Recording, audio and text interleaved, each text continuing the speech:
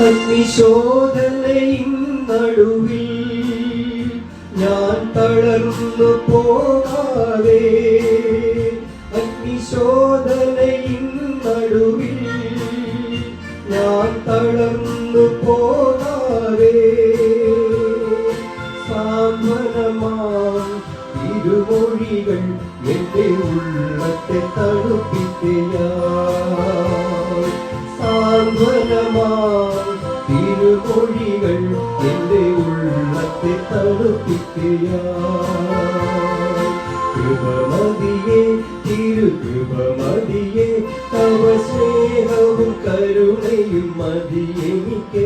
തിരുകരങ്ങളിൽ ഞാൻ ദിനം ചാരിടുവേ, തിരുമാർവിടം എനിക്കു മറവിടമാ, തിരുമാർവിടം എനിക്കു മറവിടമാ.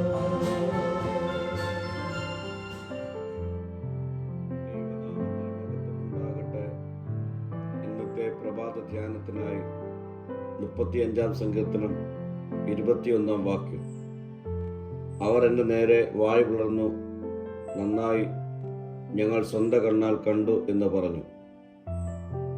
തൻ്റെ കഷ്ടപ്പാടുകളിൽ വ്യാജമായി കുറ്റം ചുമത്തുകയും സന്തോഷിക്കുകയും ചെയ്യുന്നവർക്കെതിരെ നീതിക്കും ന്യായീകരണത്തിനും വേണ്ടി ദാവീദ് ദൈവത്തോട് അപേക്ഷിക്കുന്ന ഒരു വിലാപത്തിൻ്റെ ഭാഗമാണ് ഈ വാക്യം.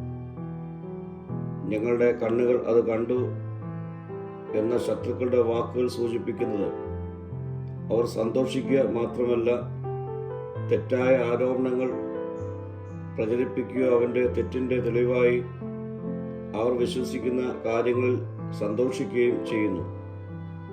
ഇതിന് മറുപടിയായി ദാവീദ് ദൈവത്തോട് നിലവിളിക്കുന്നു.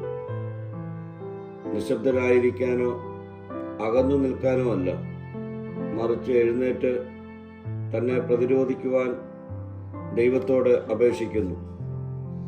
അങ്ങനെ ദാവീദിന് ശത്രുക്കൾ ലജ്ജിക്കപ്പെടുകയും അവൻ്റെ നിർഭാഗ്യത്തിൽ സന്തോഷിക്കാതിരിക്കുകയും ചെയ്യുന്നു. പ്രിയ സ്നേഹിതരെ, വ്യാജമായ ആരോപണങ്ങളും പീഡനങ്ങളും നേരിടുന്ന ഒരു കാലഘട്ടത്തിലാണ് വിശ്വാസികൾ ഇന്ന്. ദൈവത്തിൻ്റെ നീതിയിൽ ആശ്രയിച്ച് നമ്മുടെ പരാതികൾ പ്രാർത്ഥനയിലൂടെ ദൈവത്തിലേക്ക് കൊണ്ടുവരുവാനും പ്രതികാരം ദൈവത്തിൽ ഏൽപ്പിക്കുവാനും ഈ വാക്യം നമ്മെ പ്രോത്സാഹിപ്പിക്കുന്നു. പ്രാർത്ഥിക്കാം. കർത്താവെ, പ്രതികൂലങ്ങളുടെ മധ്യത്തിൽ നിന്നിൽ കൂടുതൽ ആശ്രയിക്കുവാനും നിന്റെ പ്രവൃത്തിക്കായി കാത്തിരിക്കുവാനും ഞങ്ങളെ ഒരുക്കണമേ. മഹത്വം നീ എടുക്കണം. യേശുവിൻ്റെ നാമത്തിൽ തന്നെ. ആമീൻ.